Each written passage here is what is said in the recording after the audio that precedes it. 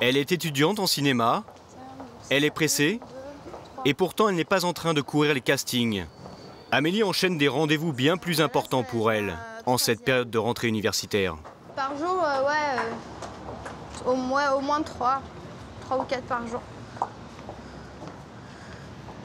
Mais des fois, quand c'est un bout de Paris, l'autre bout de Paris, l'autre bout de Paris, c'est compliqué, quoi.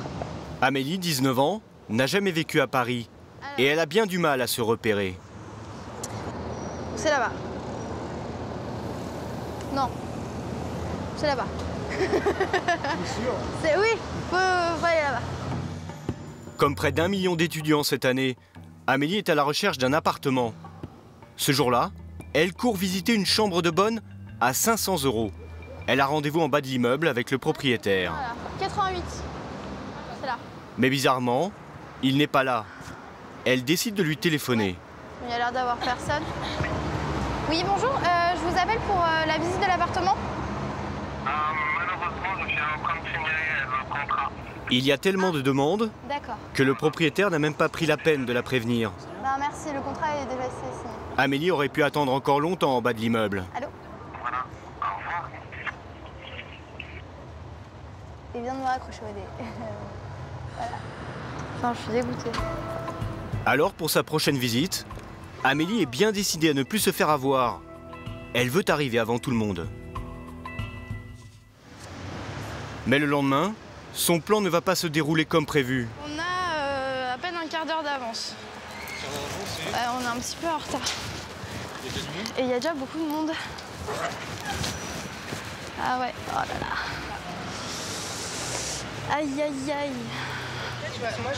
Sur le trottoir, une trentaine de personnes attendent patiemment l'arrivée du propriétaire.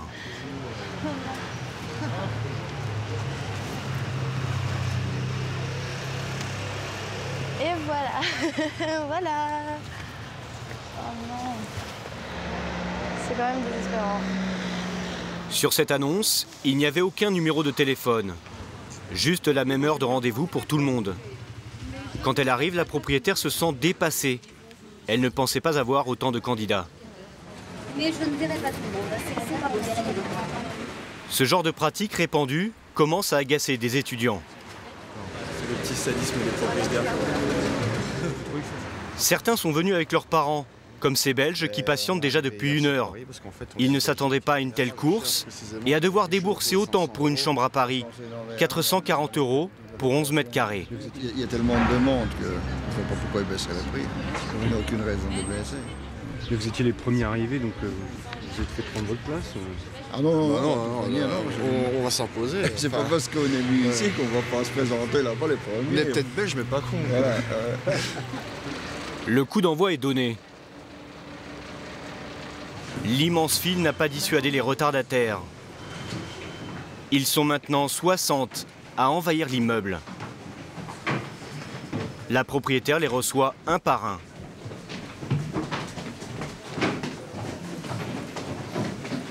Alors Amélie va devoir s'armer de patience.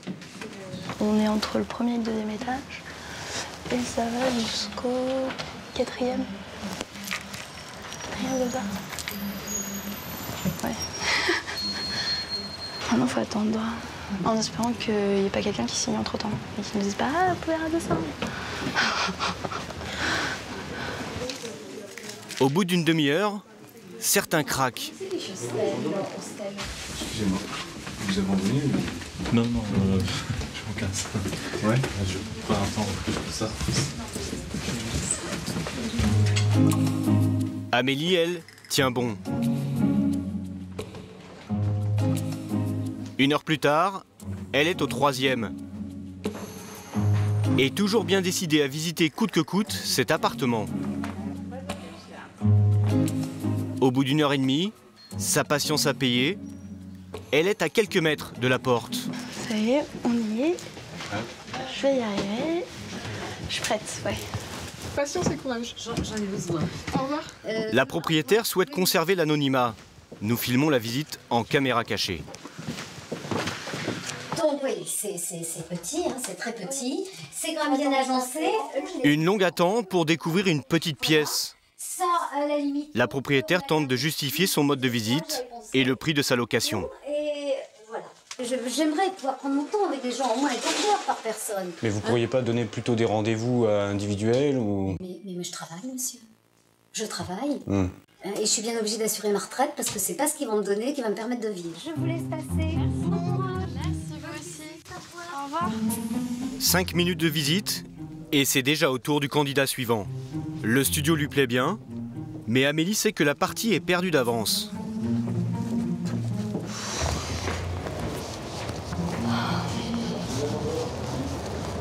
Trop de monde. Je sais très bien qu'entre ceux qui étaient avec leurs parents, etc. À mon avis, il y en a qui travaillent, qui ont peut-être un plus gros budget que moi. Bon. Ce jour-là, c'était le 20e appartement qu'Amélie visitait en 2 mois. Et elle n'est pas au bout de ses peines, car son profil n'est pas forcément le plus rassurant pour les propriétaires. Avant chaque visite, Amélie est obligée de préparer un dossier complet à laisser au loueur. Le seul problème, c'est qu'il est loin d'être solide. Faut faire des photocopies 4 ou 5 fois. Amélie est jeune, sans travail, et surtout sa mère est son seul garant. Donc il y a la photocopie de sa carte d'identité, mon passeport, ses 3 derniers bulletins de paye et son avis d'impôt. Toi, ton dossier, tu le qualifies comment? Il est bon, il n'est pas bon, il est comment? Il est un peu bancal, on va dire. Donc c'est surtout, ça va dépendre des revenus de ma mère en fait. Cadre dans une grande entreprise, sa mère gagne 3 500 € par mois. Mais elle est divorcée et seule pour payer le loyer de sa fille. Une situation qui fait peur aux propriétaires. L'autre inconvénient, c'est qu'elle vit à 10 000 km de Paris, sur l'île de la Réunion. Le fait que je vienne de l'île de la Réunion, les gens n'ont pas confiance non plus. Parce qu'ils disent oui, mais si on a besoin voilà, que le garant paye le loyer, comment je fais pour récupérer les sous? Je ne vais pas aller jusqu'à l'île de la Réunion, machin. En plus, souvent, les gens ne savent pas où c'est. Ils confondent avec la Guadeloupe et la Martinique. Ça n'a rien à voir, mais bon. Grâce à sa mère, Amélie peut mettre 500 € dans son loyer. Cela peut paraître une grosse somme. Mais à Paris, à ce prix-là, les appartements sont rares. Tous les jours, Amélie décortique les petites annonces. Bonjour. Dans ce magazine, près de 200 studios à louer sur Paris, mais tous très loin de son budget. Il n'y a que du 900, 700, 800. Moi, c'est pas possible. Une pièce, c'est aberrant, quoi. Alors le compte est vite fait. Ça donne 1, 2, 3. Parmi ces annonces, Amélie pense avoir repéré une bonne affaire à moins de 500 €. Et apparemment, elle est la seule sur le coup. Cette fois-ci, pas de queue interminable en bas de l'immeuble.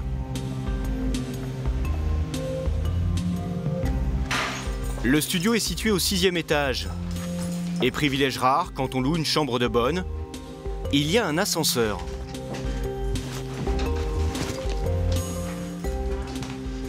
C'est une petite chambre plutôt bien équipée avec téléviseur, écran plat, micro-ondes et douche. Tout a l'air parfait.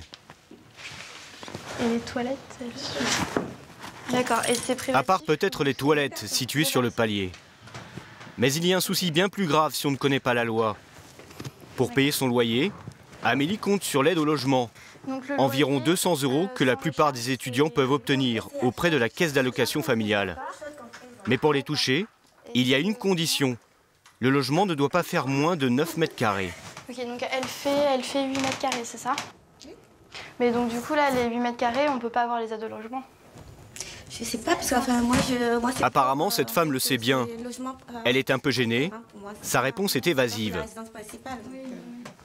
Ce n'est qu'en bas de l'immeuble qu'elle nous avoue avoir le droit de louer seulement à des gens de passage et pour une courte durée. Pour moi, le logement étudiant, hein. C'est une chambre de 8 mètres carrés. C'est des bails précaires de 3 mois. Renouvelables. C'est pas des bails, c'est pas pour une résidence principale. Pourtant, sur son annonce, il est clairement indiqué « Studio meublé, idéal pour étudiants ». Vu que l'appartement faisait moins de 9 mètres carrés, Amélie n'aurait pas eu droit à son aide au logement et elle aurait pu se retrouver en difficulté financière. Ah, c'était beaucoup trop cher et puis 8 mètres carrés, c'est pas possible. Moi, sans les aides au logement, c'est pas possible. Je peux pas prendre d'appart sans les aides au logement. Après cette dernière déconvenue, Amélie n'a pas vraiment le moral. Le temps de trouver son appartement, elle a élu domicile chez son oncle. Moi, je dors là. Ici. D'accord. Elle partage cette chambre avec sa petite cousine. Une situation qui ne peut plus durer. Son oncle ne peut pas l'héberger plus longtemps. À la base, c'était juste pour 1 an, c'était pour que je m'habitue un peu à Paris en faisant de la Réunion. Et puis, parce que la vie fait que, au bout d'un moment, il faut que je m'en aille. Et mon oncle a sa vie aussi. Donc ça commence à être un petit peu compliqué pour tout le monde. Et donc c'est mieux que je m'en aille. La rentrée universitaire est dans 2 semaines. La mère d'Amélie, restée à la Réunion, est très inquiète. Alors elle est prête à faire d'autres sacrifices financiers. Donc là, de la journée, rien du tout. Rien du tout. Rien du tout. C'est l'angoisse. Si elle continue à galérer comme ça, je vais prendre un billet d'avion. Alors il faut savoir qu'un billet d'avion comme ça, de la Réunion, ça coûte cher. Et je vais venir, si ce n'est au moins 1 semaine, 10 jours, pour l'aider à trouver, l'accompagner partout. Et puis sortir le chéquier, et puis voilà. Voilà, ça tourne au cauchemar. Bisous, maman.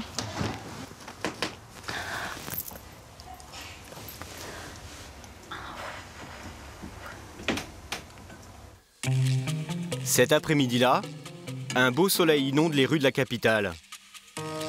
Amélie a retrouvé son sourire et un peu d'espoir. Les universités parisiennes ont organisé une réunion très à la mode en ce moment. Le colloque dating. C'est un regroupement de futurs colocataires, peut-être. Ou c'est tous les gens qui veulent faire des colocs, tout ça, qui se rencontrent. Tu comptes beaucoup là-dessus? Ouais, parce que moi, avec mon budget, soit c'est vraiment des tout petits appartements de 9 mètres carrés qui ressemblent à rien, soit voilà, si on se met vraiment à plusieurs, je peux avoir plus de place et avoir une colocation, ça peut être beaucoup plus sympa. Je serai moins seule déjà et puis voilà, plus de place pour vivre. Maintenant, Amélie va devoir trouver en 2 heures, au milieu d'une centaine d'étudiants, la personne avec qui elle pense pouvoir vivre, au minimum pendant 1 an. Pour nouer le contact, chacun remplit une fiche sur laquelle il décrit son caractère. Alors que je suis sociable et sérieuse et que j'aime mettre de la bonne humeur dans l'appartement. Je crois que ça va marcher. Je sais pas, on va voir. Je sais pas, là, j'avais pas trop d'idées là. Et là, tu mets ton petit badge? Ouais, je mets mon petit badge, je suis 83. Avec ces numéros, les étudiants sont censés pouvoir se retrouver. Parmi les candidats, Amélie a repéré une étudiante qui lui ressemble sur le papier. Elle possède la même joie de vivre. Elle n'est pas compliquée, elle est souriante, elle s'adapte. C'est bien. C'est numéro combien? 31. Alors je sais pas où elle est. Je regarde. Elle a disparu. Pendant 1/4 d'heure, elle va la chercher sans la trouver. Non, en fait, c'est absolument pas organisé. C'est le gros bordel, quoi. Certains étudiants tentent de se regrouper par origine. Vous cherchez aussi location marocaine? Non, pas du tout. Pas du tout. Amélie cherche maintenant le numéro 99. Tatiana, une Colombienne de 22 ans. Numéro 99? Ouais. Oui. Tatiana? Oui. Ok. Donc toi, tu cherches une coloc aussi? Oui. Et t'as pas d'appart? Non, moi je n'ai pas d'appartement. C'est ça que je cherche. Oui. J'ai pensé que j'allais trouver quelqu'un qui a déjà un appartement pour nous loger. En fait, non, il n'y a personne. Non, tous les annonces sont pour chercher une personne qui a déjà un appartement. À quelques semaines de la rentrée universitaire, la plupart des appartements parisiens sont déjà loués. Les seules propositions qu'il reste, ce sont des logements situés en banlieue. On pourrait croire qu'en s'éloignant de Paris, les prix baissent. Eh bien pas du tout, bien au contraire. Une propriétaire s'est glissée dans ce rendez-vous d'étudiants. Bon, j'ai pris rapidement la chambre de 9 mètres carrés. Voilà, donc il y a un bureau. Elle propose une chambre chez elle à Noisy-le-Sec, en Seine-Saint-Denis. 580 €. Non, moi, Comme vous voulez. C'est un petit peu cher. D'accord. Bon, Bonne journée. merci. Au revoir. Car au prix de la chambre, il faut ajouter le transport, 80 € de carte orange. Si jamais tu ne trouves pas. Voilà, si jamais vraiment je trouve pas, je rentre à La Réunion, quoi. Je rentre à La Réunion, je sais pas ce que je fais, mais... Non, je vais trouver. Faut même pas que j'y pense à ce truc-là. Hein. Je vais trouver, au bout d'un moment, tout le monde trouve, quoi.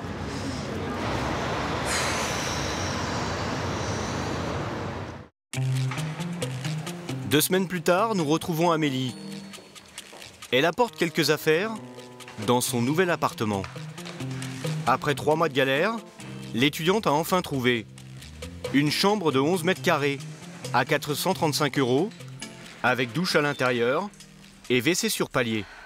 Ce n'est pas grand, mais elle a prévu d'optimiser la place. Là, il va y avoir un lit superposé, une place. Enfin, un lit mezzanine, en fait, une place. Là, il va y avoir une petite table avec un tabouret pour que je puisse manger. C'est une table qui s'agrandit. Pour trouver ce studio, Amélie a dû finalement s'adresser à une agence immobilière. Une solution qui rebute bon nombre d'étudiants, car il faut payer des frais d'agence. Ça représente en général 1 mois de loyer. Résultat, le jour de la visite, il y avait seulement 5 candidats. Mais les autres étudiants ne sont pas jetés dessus tout de suite, en fait. Et en fait, j'ai attendu qu'ils s'en aillent.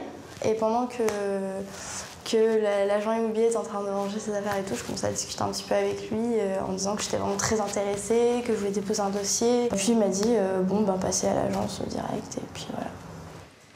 Entre les frais d'agence, le mois de caution et le premier loyer, Amélie a déboursé 1 000 €, financé par sa mère. C'était le prix à payer pour trouver enfin cet appartement. Il fallait persévérer et puis dans le moment on trouve, quoi. En fait, tu as dû quand même changer de... Ah, il n'y a plus d'ampoule. Changer une ampoule, peut-être la dernière galère pour Amélie, qui va emménager définitivement dans quelques jours.